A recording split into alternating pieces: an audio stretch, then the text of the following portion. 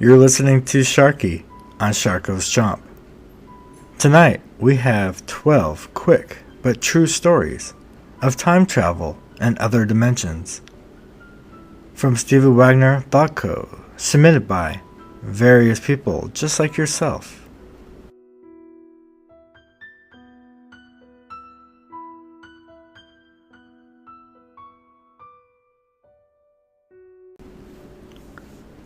Baby Monitor Time Warp, submitted by Sherry N.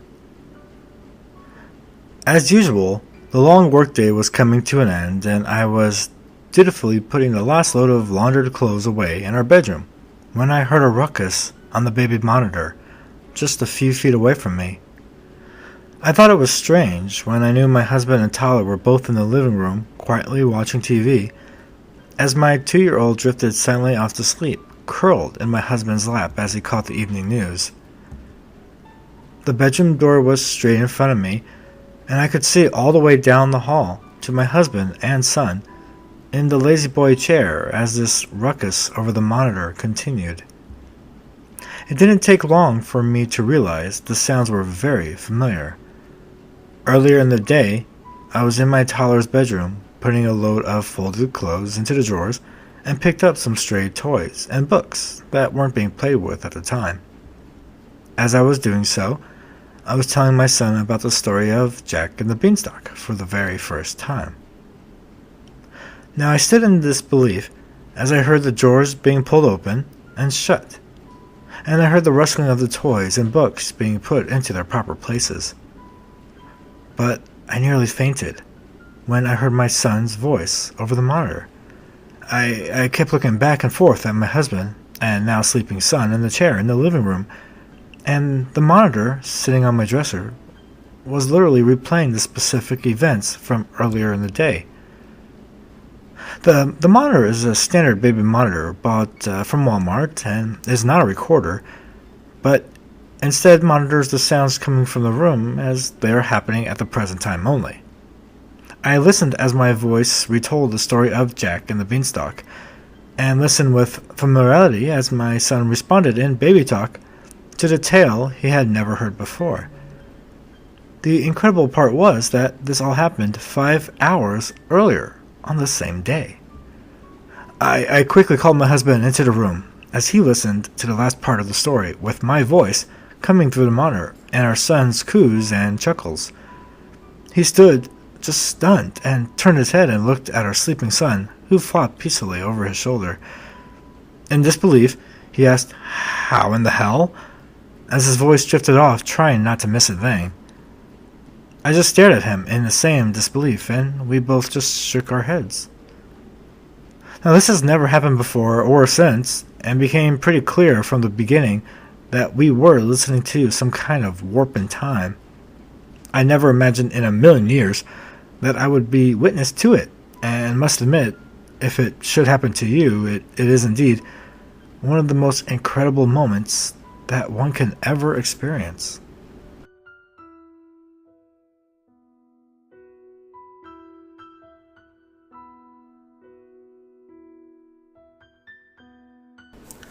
Dimensional Shift in Tacoma, submitted by Gary Spring.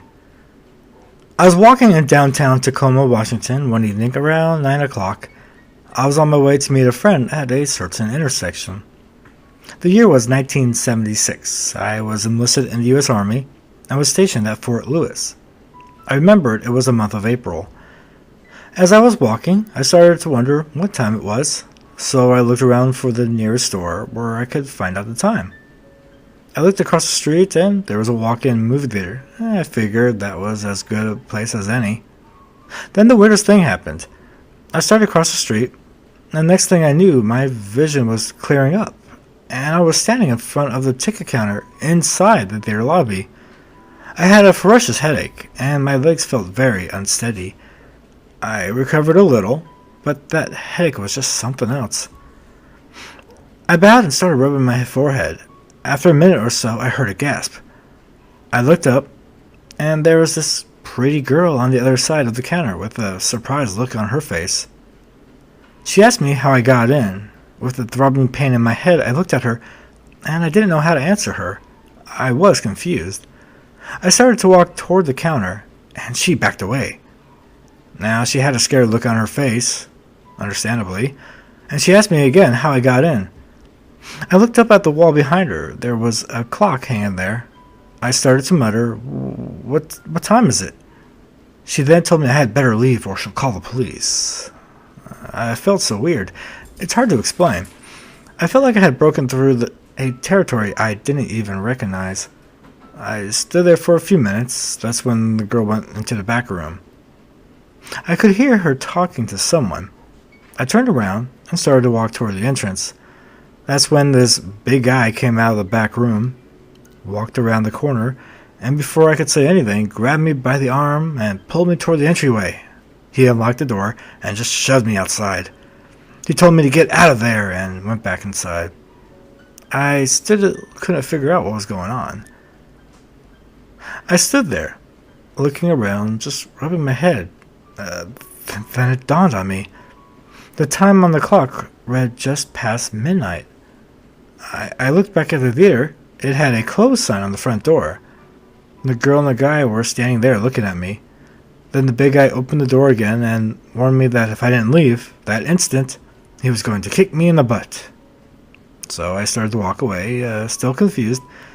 And as I was walking away, I heard the guy say, I don't know how you got inside with the door being locked, but you better not come back. The headache eventually went away, and I never did meet my friend.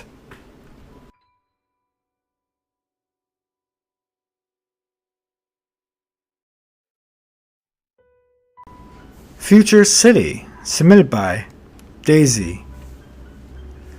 It all began when Rick and I were going to a friend's house last September. We were driving Rick's beat-up old truck, and the drive went smoothly for the first 45 minutes. Suddenly, the truck's engine died, and Rick and I were stranded on a deserted highway in the middle of the night. We were surrounded on both sides of the road by cornfields that just stretched out into the distance. Rick began a desperate effort to restart the truck and fix that broken engine. He tried to fix the truck in vain, but nothing just seemed to work. Rick finally gave up, and we decided to walk to the nearest town, about 2 miles away, to find a payphone to call our friend. We walked for what seemed like hours, and the town was nowhere in sight. However, just when desperation was about to grip us, we saw a light. It was a gloriously bright light shining over the steep hill ahead of us. We ran up to the steep hill that blocked us from the light, and were flabbergasted by what we saw. Just over the hill, Rick and I saw what could only be described as a futuristic city, with lights streaming out of every window of these massive metallic towers. In the middle of this futuristic city was a huge silver dome. I stared at the city, just stunned, until Rick elbowed me, which pulled me out of my trance as he pointed to the sky. Hovering above the city were hundreds of hovercraft. One flew towards us with an amazing speed. Rick and I were so scared that we took off running just back to that broken down truck. I never looked back, but I felt someone was watching me the whole way.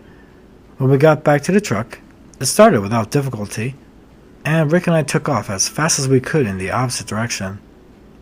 We never went back or spoke of it again to this day.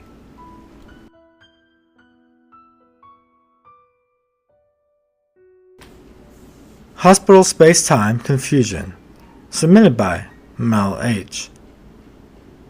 My husband and I lived in the deep woods of East Texas, near a tiny place called Mount Sylvan.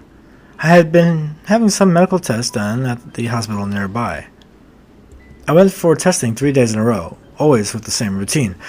I would park my car in the same small parking lot, walk through the double doors leading to the first floor cardio testing area, turned right at the gift shop, and signed in at the desk.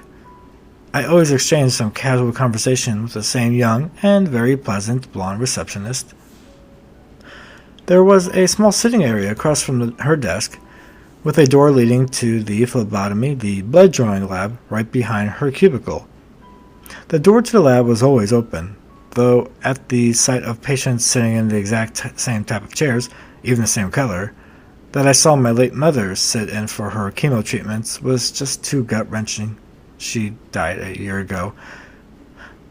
Anyway, I even heard a patient in the lab comment on the new chairs, and a nurse replied to the hospital's oncology department that had donated them. I decided to sit across the hall anyway. Last Friday, my husband went back to the hospital with me to hear the test results. He had never been there before. Usual routine, we parked, walked in, turned past the gift shop, and there was no check-in area. I stood and stared in just total shock. No desk, no chairs, no blonde receptionist, and the door to the lab was on another wall. The other sitting area was just as before. I started to walk up and down the hall searching for my check-in area, but it was nowhere to be seen. A doctor walked by, noticed my confusion, and asked what I was looking for. When I told him that the place I had checked in for my test was missing, he laughed and said that it had been moved to the second floor 3 years earlier because they needed some more space.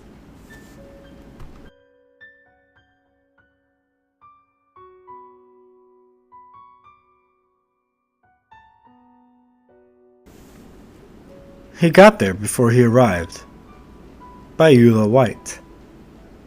My mother, Eula White, was born in October of 1912. She grew up in rural Alabama and Florida in the 1920s. She told a lot of stories of the people and the events of those days, most of them of interesting but ordinary events. But one day, she told me of a story of an unusual event that she had directly experienced as a young girl, with about a dozen of the other women and children. I remember this event well, even after all these years, she said, precisely because it was so unusual.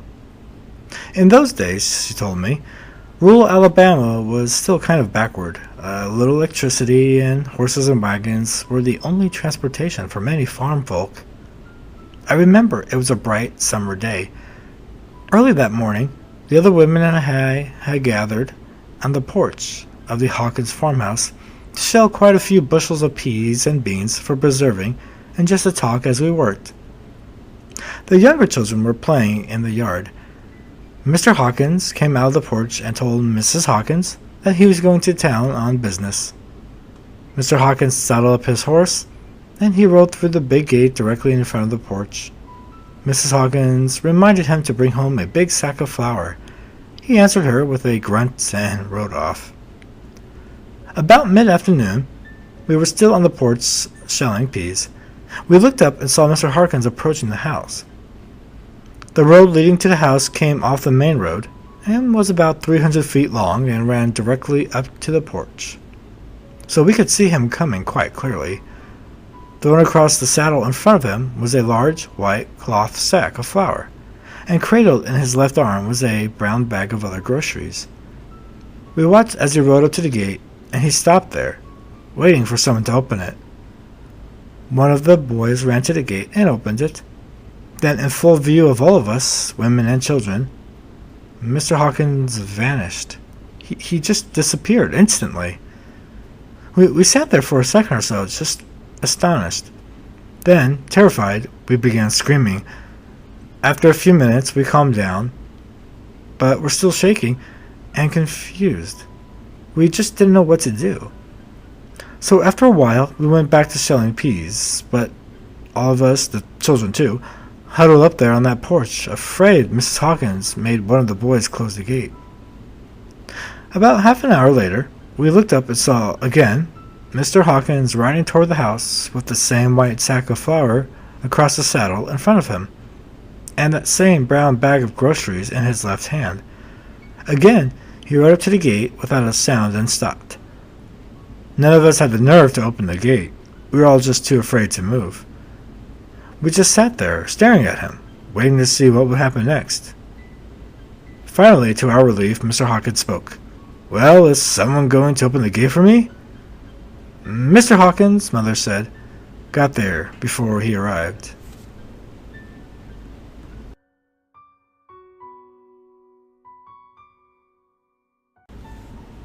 The House That Wasn't There. Submitted by Suzanne. I swear this is a true story. My husband was carting wheat in the summer of 1994. He was outside Molong in NSW, Australia, and drove past a for sale sign on a farm gate along with the agent's details. Our 12-year-old son was with him. On the return journey, they stopped, climbed through the fence, and walked up to the circle-shaped drive to have a closer look at the old house. He said that he could see through the window and found the old house old and abandoned. On his return home a few days later, we rang up the agent and asked for further details about the property. As we were interested in purchasing it, the agent had no idea what we were talking about and insisted that he had no properties for sale on that road. A week later, my husband and I drove to Molong to have a look at the farm ourselves. We drove up and down the whole road until we were almost to the next town. All that he could recognize was a water tank on the hill, a creek, and some trees where the house used to be. But there was no gate. There was no drive.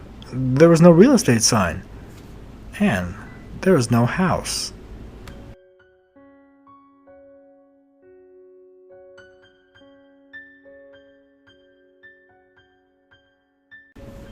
This is Sharky with sharkgoeschomp. Please subscribe for more stories and send me your stories at stories4sharky@gmail.com. And do tell me if you've had any experiences with missing objects, lost dimensions, or weird time jumps. Have a good night.